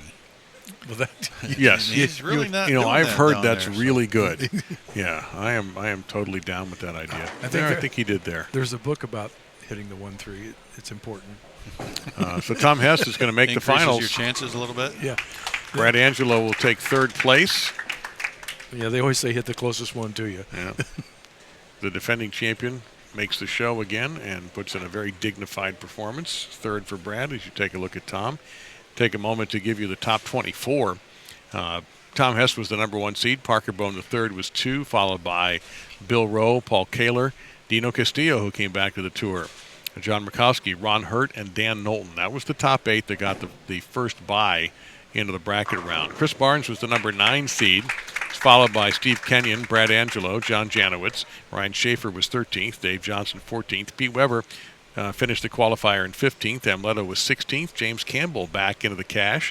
17th, Warren Eels, Jason Couch, Mitch Beasley, Walter A. Williams Jr., Danny Battles, Andres Gomez, and Rolando Sabalan filled out the top 24. That was in that order. Obviously, things moved around a bit when we got to the brackets. Troy Lint finished in 27th. Tom Adcock was 26th. And the rest of the cashiers, Peter Dohan Jr., Paul Fleming, Dennis Viskowskis, Todd Schell, Curtis Anderson, Brian Goebel, Chuck Ritchie Jr., Dan Gozeski, John Delaney, Steve Ludwig, Stephen Podlinko, Ken Yokobowski, Brian LeClaire, and Scott Greiner took the number 40 spot. Well, 259 finish for Tom Hess, 254 the previous game, 249 game number 1. That means 264 this game. He's getting 5 pins better every game. Well, if that's the case, then Chris has got his work cut out for him. That means he can miss twice, and it better be in the right order. That one looked not too bad right there. Yeah, that looked as he threw messengers clear across the lane. Yeah, jumping fish in a pond. There were pins literally flying in 2 directions. So, and how relaxed will Chris be? I don't know if he's even thinking about Player of the Year stuff. This is PBA50 possibility title number 6. Am I correct, sir? For him? I'm not sure on that one. I want to say it's going to be 6 if he captures it. But He has a gold label down there, and I think an RSTX2, which is much more angular than anything we've seen on the lanes today. Yep, he'll be number 6. His last one was last month at the PBA 50 World Championship. So if Chris gets this, he'll tie Norm Duke, Dick Weber, and Steve Neff at 6 titles. It's pretty good company. Steve Neff, that's a name I haven't heard in a long time. Steve was at the Villages. He came in. Oh, okay. Just visiting? He's just visiting. You start getting above that, you're talking only 2 or 3 players at each of those other levels, 7, 8, 9, 10 plus titles. Well, at 7, while we have a moment here, at 7 titles, Earl Anthony, John Ricina, I believe that's how that's said, Dave Sutar. Then at 8 titles, Johnny Petraglia and Tita Semez. At 9, Pete Couture and Bob Glass. At 10, Parker Bone III and Amleto Monticelli. At 11, Ron Moore and Gene Stoos. At 12, Tom Baker, Gary Dickinson, and Dale Eagle. 14, Pete Weber and John Handegard, and Walter Ray at the top with 16 PBA 50 titles. His last one was last year, and Walter Ray picked up his first PBA 60 title this year. That's the only list that Walter isn't leading of anything in PBA is the PBA 60 titles. Well, there's time. Yeah, well, Yes. But he's got work to do. Ron Moore's got 5 of those suckers. So yeah, Ron Moore was on a tear there for a while. Well, Chris and Jimmy Callahan talking pretty intently here on what's going on. They're pointing at that left lane. I think the idea in that is the troublesome one. and also to just to mention again, Tom Hess with 4.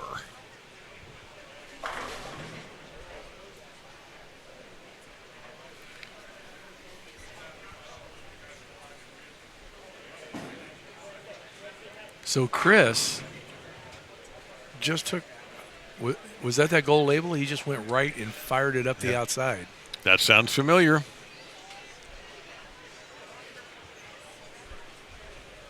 That sounds very familiar. And he hasn't touched the other ball at all yet. It's just been the gold label, trying a couple different angles. And that thing's shiny. Highly polished. A military finish to it. Yeah, you might say that. A drill sergeant would be happy with a polished pair of shoes like that. And that ball went runaway left. Yeah, insta hook as soon as it touched the lane. So the left lane is going to be the kicker. He might throw that Zen on the right lane and move in deep with the X2 on the left lane. Well, I think he's got to get in there where Hess is at, and Hess is playing right at third arrow.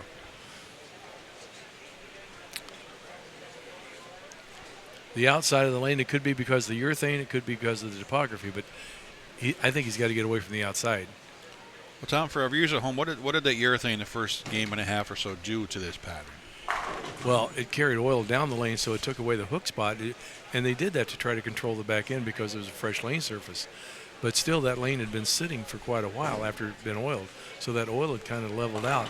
But that urethane going down the lane does a couple things. Since it's really a porous surface, it actually burns up the front part of the lane, grabs the oil, and takes it to the other end of the lane, which is normally not conducive for high scores unless you can use that as a wall and just ride that shim to the pocket. But it hasn't proved to be very effective, especially on the left lane.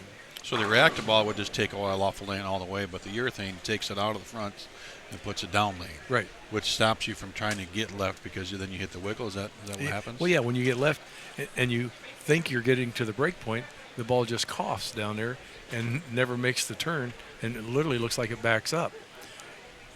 And that's why people try to use urethane in league on a house shot, because urethane normally works better on shorter patterns. So on a house shot, most house shots in today's game is 42 to 44 feet. So when the front burns up and they go, I'm going to get my urethane and go left, they can't get the ball to go around the pattern. It just doesn't have enough guts. And so you move right, it hooks early. You move left, it doesn't hook at all. And there's a big confusion on, well, I need urethane because the lane dried out. Well, if you're going to use urethane, you're going to dry out the front part even more, and you're going to take away your hook spot down lane, which doesn't make a whole lot of sense. And Barnes has not touched that other ball in the rack at all. It's been gold label, and that's it. I'm pretty sure that ball gave him some success today, if I remember, particularly when he changed his approach and just started going more direct and with some speed at the pocket. So I think he's probably down to maybe one more here. As the high seed, he can tell Tom Hess where to go, so to speak, and he will probably relish like that to- opportunity. Yes, he will. So yeah, it's the two strongest bowlers who have made it through this pattern. The two guys who can throw it the hardest. But if he keeps doing what he's doing right now, he keeps swinging it on that left lane, and he's 2-8. And I hope that he's just trying to figure out what the heck's going on, because otherwise he's going to be trapped up just like every other player on that left lane. And the speed won't matter. It won't matter, Okay. because what's going to happen if there's oil down lane, that ball's just going to speed up. It's going to hit that oil and just speed up. Any intel there from Jim? I think he was just saying what I thought. He's going to play out on the one lane and in on the other, but looks like with the same ball. Out. Yeah. He's going to play in and out. Maybe he's not on the same page as this ball rep. So it'll be interesting to see what happens here. And these are the two players, as we mentioned, that still have a chance to win Player of the Year if they win both of the last two events. And Troy Lynn does not finish at least 14th. So a lot of things up for grabs here. Player of the Year, Hall of Fame eligibility, another title here on this 2023 PBA 50 Tour season. Chris is going to start on the left. Now, Craig, you had indicated you would like to do the Tom Hess interview should he triumph. I will cede that to you if you'd like. It's up to you. I'm good either way. You know, All right. yeah. Well, Let me we can know. Give you your swan song Wow. for the year. For the year. For the year. Yeah. Possibly for a career. You never No. know in this Oh, business no. anymore. It can't possibly happen. I certainly hope it doesn't. We have a good thing going. We can't let that happen. I agree.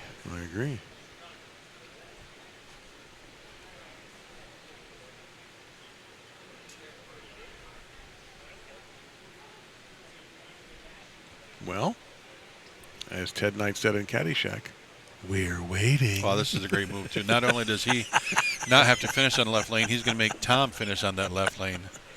So, very solid move here for Chris to start out this championship match. Well,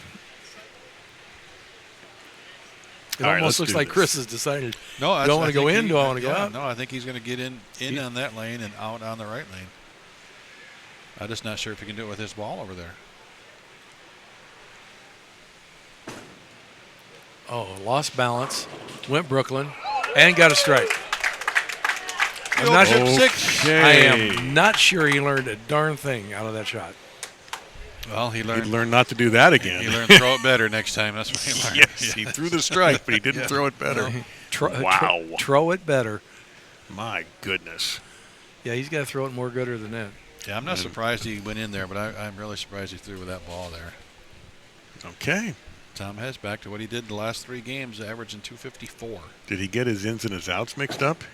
Uh, Oh, that's a more. Tommy, here he is. He's back aggressive again. Yeah. And because that might have been the first time in a long time that we've seen him actually not post the shot until the ball went through the pins. He was walking this out before Yeah, he let go of it. He let go of this, Right and there. he is He's gone. He's Yeah. over. He's gone. He's gone. Yeah, look at him just stalking that shot. Yeah. Yeah. He took a more conventional approach to striking as opposed to Chris. On a scale of 1 to 10, how much do you think he'd like that?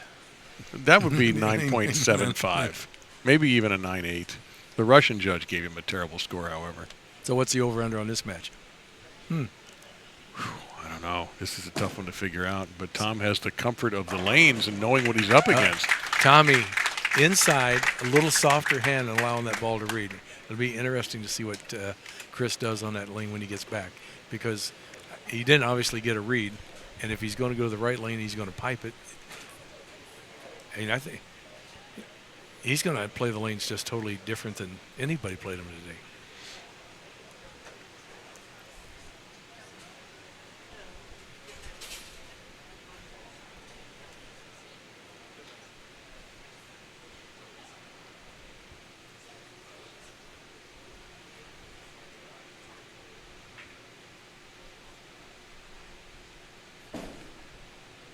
There's the high hard one.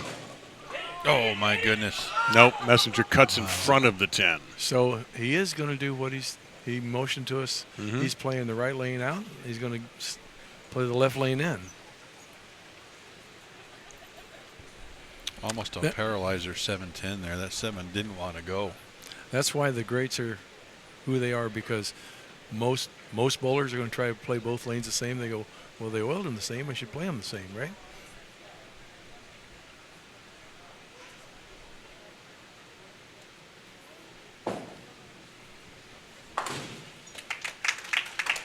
Championship match here at the PBA 50 Fort Myers Lightning Strikes Lanes Classic. Tom Hess looking for title number 5 and Hall of Fame eligibility.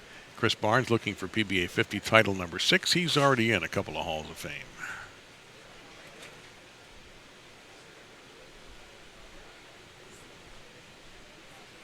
So Tommy's playing the left lane at third arrow, and it looks like Chris is going to be even deeper than that.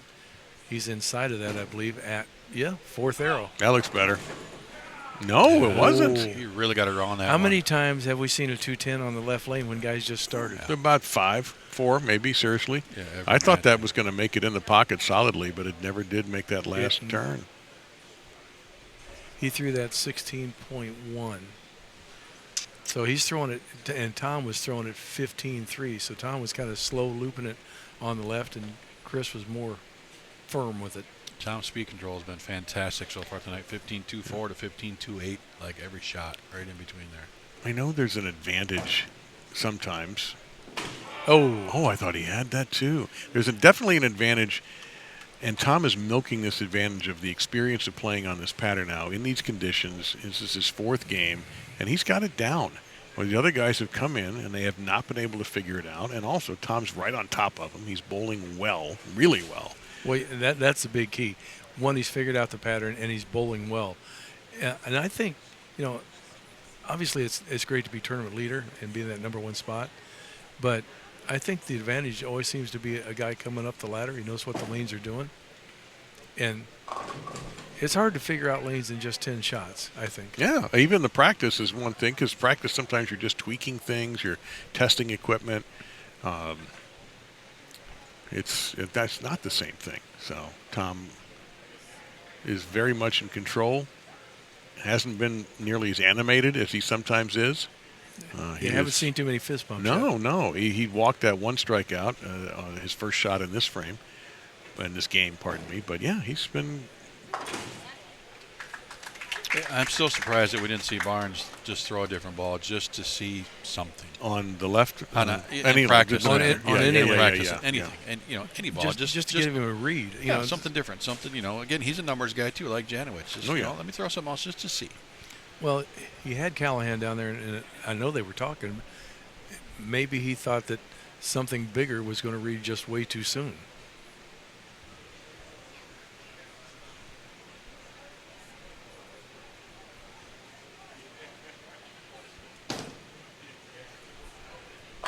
Perfect. Tommy is just slow rolling that ball. That's 15.3. Yeah, I mean, he's been within less than 1/10 of a mile, though. It seems like on every shot. So Tommy's playing like 16, 17, looks like out to 8 from our angle, and just letting the ball read the back end of the lane. I think Chris really overthrew this shot inside, and he's farther left, so he had to pick up a little bit more skid. It might be early to say it's a must strike in the 4th frame, but I think this is a must strike. I'm going to agree with you.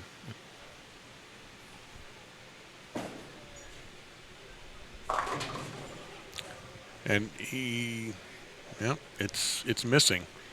This has happened on this pattern. We've seen guys get hot, and then suddenly they switch pairs. They're missing. He now has lost the look that got him into the number 1 seed. Well, this almost looks like their final match. Tommy Hess was kind of lost in that match, and Barnes was just striking at will. Yeah. Now it looks like the table has turned.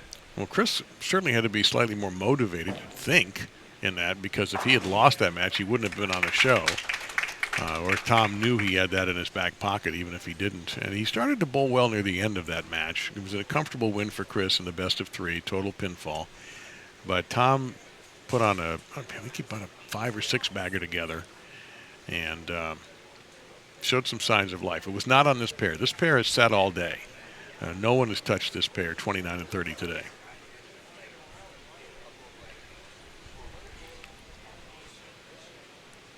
Chris standing there studying the lane. He's got to be paying attention to what Tommy's doing.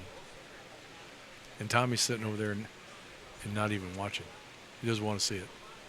And Chris, I don't know, a little skid there on the, or stick on the approach. So he'll go back and redo it. Well, you know what? I don't know if anything that Chris is doing is affecting Tom in the slightest, so he's just going to stay in his own zone. And right now, the Hess zone is where you want to be.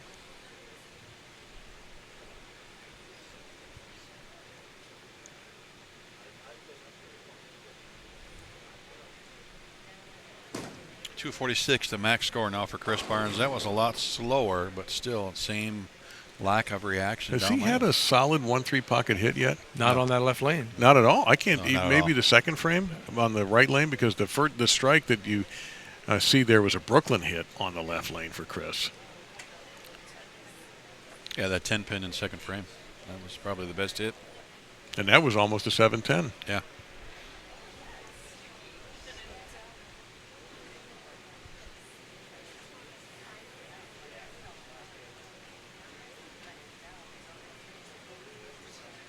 But he's really putting a lot of thought into how to hook it this 2-8 as well, watching the lack of reaction he's had. Oh. That 2-8's not a gimme on this pattern, especially on that left lane. Well, Tom Hess, you're sitting in a very, very good position right now. Chris literally scratching his head trying to figure this out. Talking to Callahan about, is there something else? What else is in the game plan? What do I have? What's my arsenal?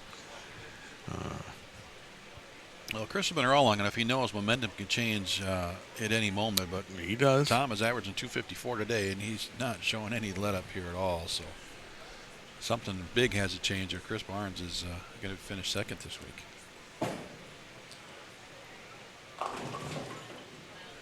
Okay. He coasted that out a little bit too far. And he was farther right. He was like, what, 13, 14 on that right lane, but he leaked it out. And there's that, you get in that trap of that urethane down lane where the ball just, it can't get through the puddle.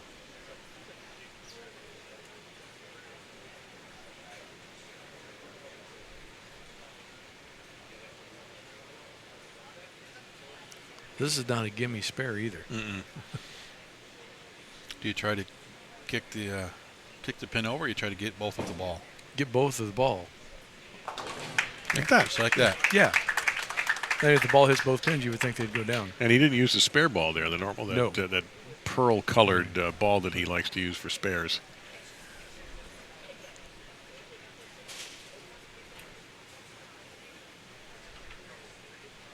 Like any spare, that's easy to miss. You ease up on it, and you miss the two altogether. Hit the 7. Go, oh, that's great.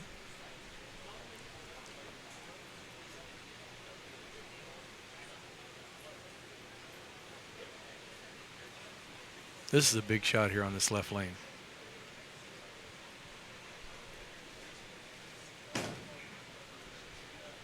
A little high. All right.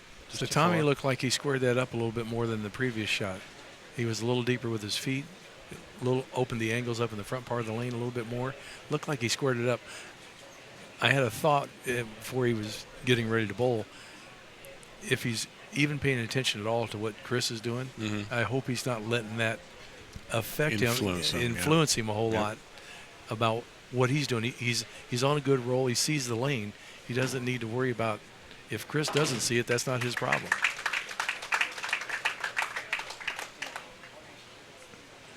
So Tom with a clean game through 6. Pretty good lead over Barnes. Can Chris get hot and salvage this game? Well, a strike here, and he can get it into a pretty manageable deficit. So this is another very important shot. We hate to keep saying the same thing, but it's a fact. Nope. Oh.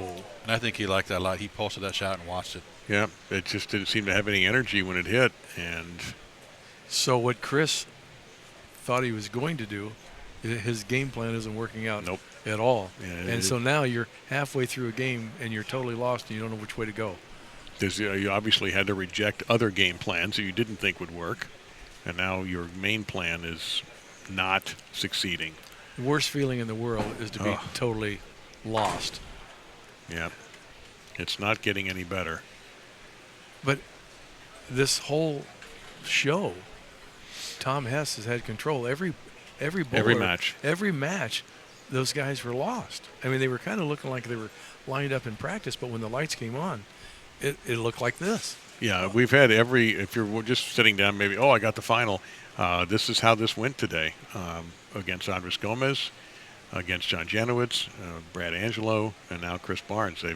Tom has just been absolutely flat, calm waters, and the rest of the guys have been roiling seas and rogue waves. Well, the best he can shoot's 207. That's if he throws the last 6. Well, Tom's pacing 208. It forces Tom to stay clean, and Chris is going to ball change now here. Might as well try something because what you've got going isn't working. That is the X2. And of course it's going to strike. Right? I mean, that's his best shot by far in this game. Well, that's the first time he's kind of actually flushed the pocket. It is. That's the one I thought we'd see him throw in that lane, honestly. That pretty much split the 8-9 on the back.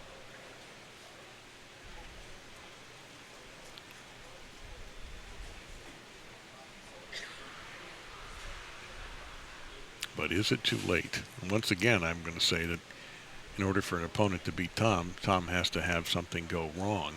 And it's not going wrong for Tom in this stepladder final. And that's okay. Now, of course, that's easy for me to say, but. Well, his last several attempts on this right lane have all done the same thing. He's leaving 10 pins. He's kind of lost the carry part of it, but at least he's hitting the pocket. Well, that was a good adjustment off that 270 just left the frame before, but then the 10-pin previous. So a little light, make a little move, a little ring 10, make the spare, no problem. As we've mentioned, he's probably one of the, if not the best spare shooter on this tour over the last year and a half. Making sure of that. I thought you were going to Nelson Burton him right there. No, but that's what makes him so tough, right? Is he just doesn't give guys opportunities. He doesn't. I mean, he picks up splits. We've seen it how many times.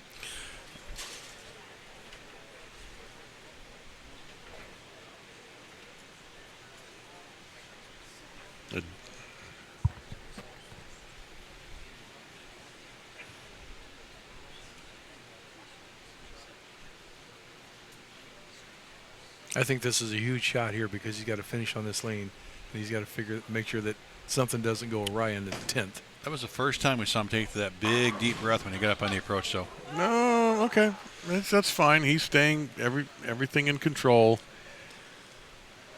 That just tells me he's really thinking about it now. He's thinking. It's starting to sink in. The nerves are coming. Yeah. He is 2 frames away from being what he's wanted so hard. Hall of Fame eligible. Yep. This is the part you don't overthink. Just throw it. Oh my goodness! Well, all right. Take a breath there, Tom. Take a breath. Yeah, it's in the back of his head. It's maybe moving more in towards the front of his head. It's moved from the back of his head and now to the front. That's just a guess. Obviously, we can't get inside Tom's head. Now the gremlins are talking right now. Yeah. Well, I think if he solves this fairly easy puzzle, he'll be fine. Oh! He's okay. He's okay. Oh my Lord! Off his hand, it looked like that was dead left. Sure did. Yeah, sure did. Oh, now we know he's thinking. Is 207. 207 possible. Yeah, and Tom's pacing 206. So I mean, if Tom just keeps going 9 spare, if Barnes throws a double here, we got a ball. I know. Game. Now he's going to be. Then again, maybe Tom will stop thinking. If Chris starts to resist. And Chris going to the X2 on this lane as well. But can Chris string 2 together is a big question. Oh, he moved in on that lane. Yeah. No, he can't. That's awful. That is truly awful. That's a quality shot on a ball change, Yep. mid-match, mid to late match when you need it. You can't do much more than that. He made the right change. He threw it great, and unfortunately, he didn't get rewarded. That pin jumped straight in front of the 7-pin. Looked like the head pin just missed it altogether. Yeah, and the 4-pin didn't do his job. That should have been 10 straight back. Well, that changes the ball game. 187 now. So And it's still not out of the woods, but Tom just needs a mark. yeah, well, the worst thing in the world, all you need. Wait, Chris didn't waste any time on that. No, I think I wonder if in his mind he thinks he's lost it. Yeah, I think so. I think he realizes that the look Tom's got, and he's not going to make a huge mistake or two huge mistakes. You know, he's going to mark one of the next couple shots. Well, you don't want to see it happen, but if Tommy did happen to go open, that opens the door. Yeah, I mean, 9 out's 183. Yeah, and he can get 187. So again, yeah, per the math, it's definitely you're not over. mathematically out of it yet. We've seen stranger things happen on this show. You know, again, with what Barnes has gone through the last couple of tournaments, you know, he's got to realize. He's like snake bit. Yeah, what do I got to do? Tommy's walking it out. Yeah, for good reason. He's an emotional guy. Yep. Okay, that's the first time we've seen him Well, show that something. 9 outs, 192. So he's just got to hit some pins. Winner.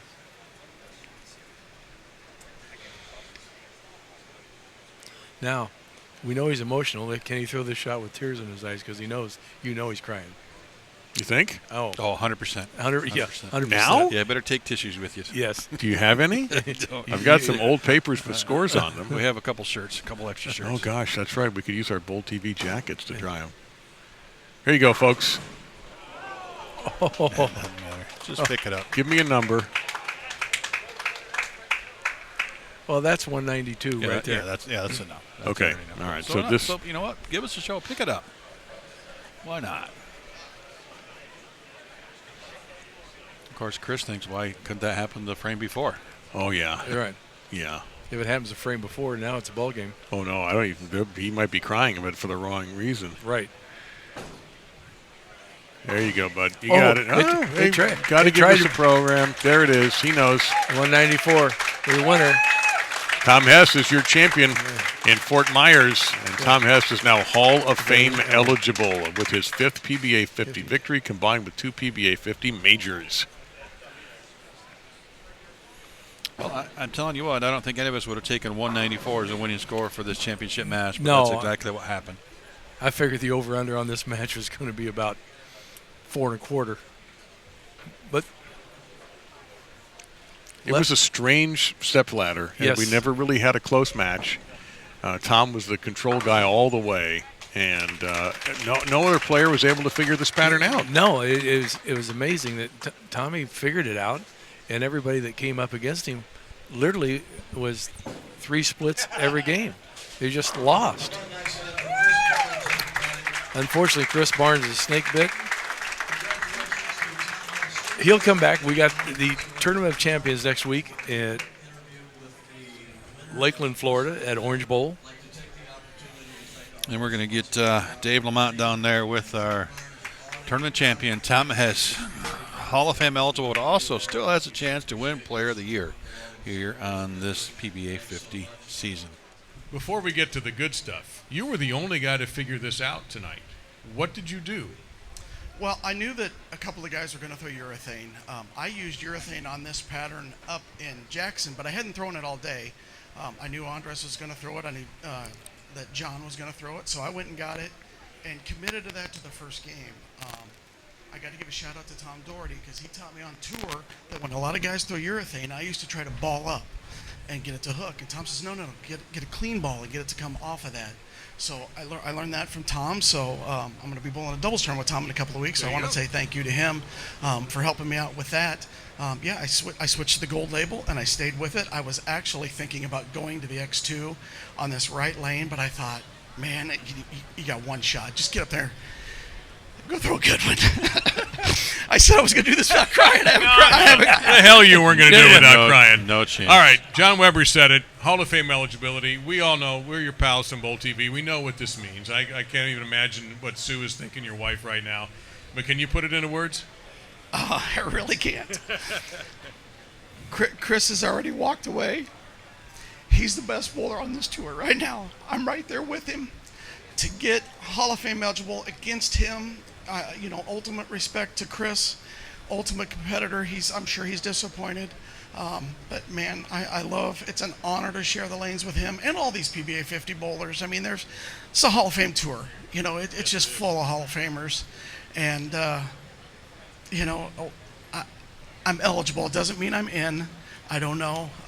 Hopefully the voters will decide to let me in. But, you know, as a guy who never really got the opportunity to bowl full time, I did, but I'd always have to go home, work a job, run back out, work, run back out, and it's hard to beat these guys. That makes these last couple years really special. Don't make me cry, damn it. David, I'm trying to hold it together. Obviously, there are a lot of people to thank. Storm Bowling. They make the best bowling balls on the planet. That's why everybody tonight was throwing Storm, the whole show. They make the best bowling balls on the planet. I Am Bowling, man, I'm comfortable every time I bowl. Vice Inserts, the guys at home at Bowlers Connection and Bowlerama Lanes that let me prepare to be ready out here. And, of course, my family, my mom, my wife, my kids, they've all been sending me messages. Just Parker. Parker's my best friend out here. Me and Parker hang together, and to bowl with him today and us battling back and forth for the 1 seed ended up being huge for me getting the 1 seed because I lost to Chris, but being the 1 seed over Parker got me on the show, and I was able to run the ladder. You never really want to run a ladder of Andres Gomez, John Janawicz, Brad Angelo, Chris Barnes, so this one is really extra special. That's for sure. There you have it, ladies and gentlemen. Your champion, Tom Hess, now Hall of Fame eligible with his 5th victory. You saw it here live on BowlTV. Way to go, buddy.